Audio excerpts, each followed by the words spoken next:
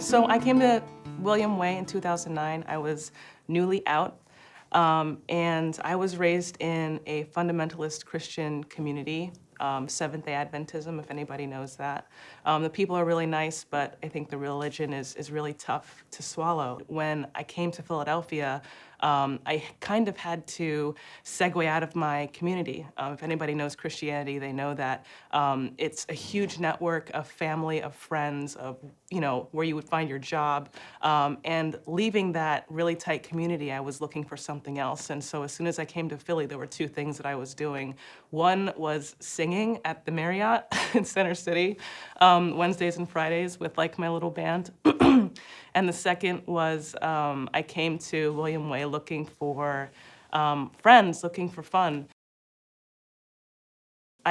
Somehow I got on the email list and I showed up for one of the volunteer events, which is like you show up and you're in a room with a bunch of people, and Candace Thompson, the used to be programs director, stands there and pretty much lays out what the center has to offer.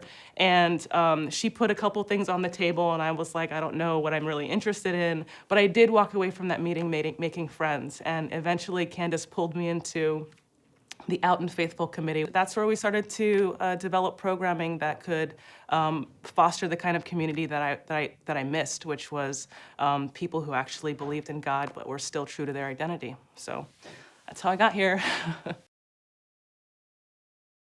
I think it was with the people that I met in the Out and Faithful committee, and one of them was Reverend Beverly Dale, and she has a church out in University City, or she goes to a church. It's Tab United, and they showed up at Pride, and I also came to Pride, and I think Candace was sending out these emails. And she was like, we really want people to show up to Pride. We want people to carry our banner.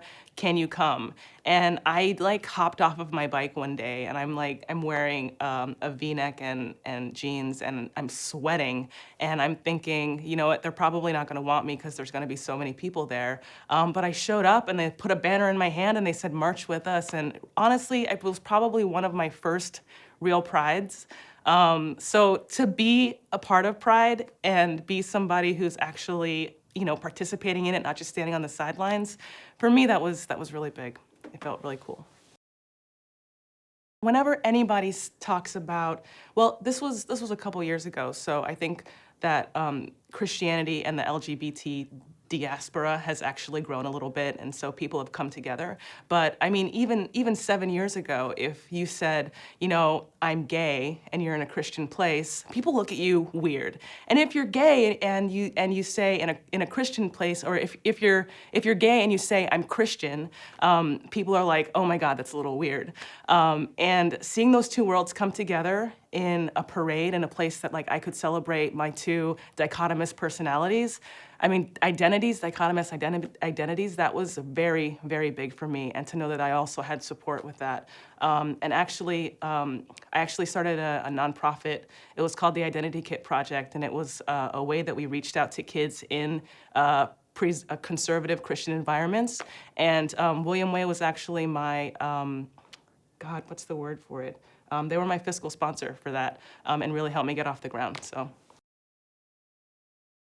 I'm a writer, and when I moved to Philadelphia, I was attaining my master's in creative writing in Antioch, LA. It's a low residency program, and one of their so I love to write, and I was doing a lot of projects, and I decided that I wanted to come up with a way to help the community that I had left.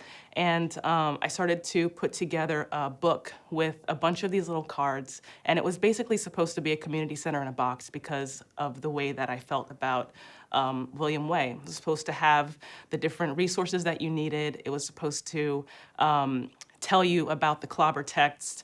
And actually, I got a lot of the information because I was a peer counselor. And so I was sitting on the phones and I was talking to my peers and asking them, what was your coming out experience, or what was your involvement in the church, or how has religion played a part in how you view your identity? What do you hate or what do you love? And I started to write and I started to print. And at one point, I actually sold my car so that I could fund the printing of these very expensive kits. And I'm not a business person, so I immediately started to like mail them out for free, and which was a bad idea, totally a bad idea. But I came back to William Way and I got some advice from Candace, from Michael Palmante. I got advice from a couple people from the Attic Youth Center. Mason used to be there. And I was actually getting advice from my friend Luis at YHEP. I think he's now at Mazzoni. But I was just kind of thrown into this community of leaders and kind of coached through something that was very important to me, and I hoped very important to the United States. And so I actually ended up, because of the fiscal sponsorship from William Way, actually started to send those out, even internationally, and it was really cool. I immediately started with the peer counseling group, and the peer counseling gave me the idea, basically, to put together resources, because peer counseling happens every single night, I think from 6 to 10 or something like that, and it's a group of volunteers who sit in a room and stand around a phone and answer those phones whenever anonymous callers call in to ask, I'm coming out, or I wear women's clothes, or I don't quite know how to handle this sexual relationship, and I think I may be, but I don't know what it's like to actually be gay or bisexual. And on the wall, there are lists of different resources. There are places, if you are in an abusive relationship, we should call you. There's places like the Attic Youth Center. What do you do with youth who are homeless or don't have something to do during the day? All of these lists and like these binders full of information. And being in that room, you realize that, you know, there's people out there who want to help you. You know, it's just getting the information to them. I took this idea straight to the Out and Faithful committee, which was like 4 or 5 of us, you know, interfaith weirdos. Like there's an atheist guy in there. There's a guy who is a believer of Taoism, Buddhism, Catholics, Jewish people, all of us. And you know, every year we plan an interfaith breakfast, which is really awesome because we get to touch the community in a different way. So I went to that group of people and I said, hey, there are a bunch of kids out there like me who, when they come out, they pretty much want to kill themselves because they think that God hates them. Like that's the #1 thing. They think that there's a God out there, they believe in God, and that God hates them. And I don't think they should feel this way. I think that it is a lack of information. And so there are tons of books that have reinterpreted those clobber texts that mean so much to a Christian heart. There are tons of resources out there that kids don't have access to because their peer counselors, or their youth pastors or their teachers or their counselors aren't giving them that information. And so if there was a way that they could go online and order a box of something that was going to help them, I want to get that to them. And the group sat there and they were like, okay, this is a bit much. How are we actually going to pull this off? You go write what you want to write and come back. And I wrote the book and I wrote the cards and I made a prototype and I brought it to them and I said, will you guys read this and edit it and proofread it for me and tell me if it's not okay? And the first thing they came back to me and said was, Crystal, this leaves out gender identity. Like, this has nothing to do with the trans community. Like, you need to figure out a way to do that, and you can't use the word gay, you should use queer because it's an umbrella term. And I learned so much from that experience. I guess, you know, it's really interesting that once you lose your identity in a community, like you're kind of thrown out of a Christian group, you start to realize that, you know, some of the biases and stereotypes that you had, like, they no longer matter when you're faced with like this big thing of, you know, will I be accepted?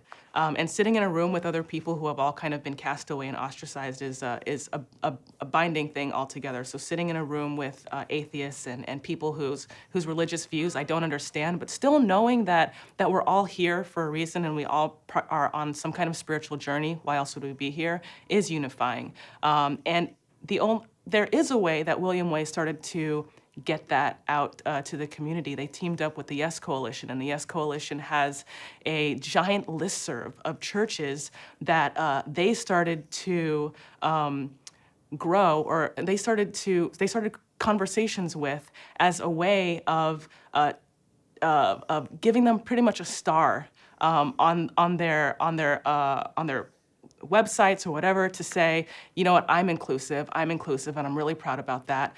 And that star came with workshops, it came with sensitivity training, it came with conversations with pastors, it came with invitations to a religious pride, you know?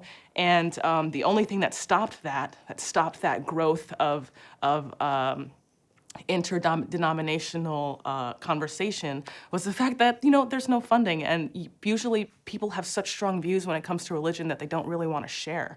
I don't know if it was actually if it was a real article or if it was a spoof or a satirical article, but I read something about the Pope saying that he actually believed that there was no one true religion. And so for the Catholic Pope to say that about other religions, like if you're a Muslim or whatever, that's phenomenal. But that's exactly what you have to come to the table with when you're sitting in a room with, you know, people who believe completely different things. It's that you're people. But I think more of that needs to happen. I think more of giving, you know, churches a cookie for stepping out and saying, hey, if you're queer, you can come here. And there's one more way that William Way has done that. And Candace and I started something called the church crawl, or the congregation crawl. And it was kind of our mix on like a bar crawl. And so once a month, we would choose a church and we would correspond with that church and we would say, hey, this is the day that we want to come to your church and we're going to bring a bunch of queer people. And we just want to know, we want you to know that we're in your audience. And so, you know, Sunday morning or Saturday morning or Friday night, we would show up and we'd stand outside and we'd wait for the queers to come. And then we would go inside and we would hang out. And it didn't matter how conservative the church was, because we did go to a Seventh-day Adventist church. They were accepting. They were like, we're not going to preach like the hate gospel right now. And for what that did for people in the community was that it said, you know what, we know that this is part of your growth. This is part of, you know, the many facets of your identity, and we also want to support that even though it's not popular. And that's why I love this place, because there is a place for me if I'm, you know, struggling with my religion and I don't, you know, have a safe place to really talk about it, or if I'm, you know, a transgender person, or if I'm like Bruce Jenner, who is cross-dressing at night, you know, like there's a place for everybody to come and find somebody else to hold their hand.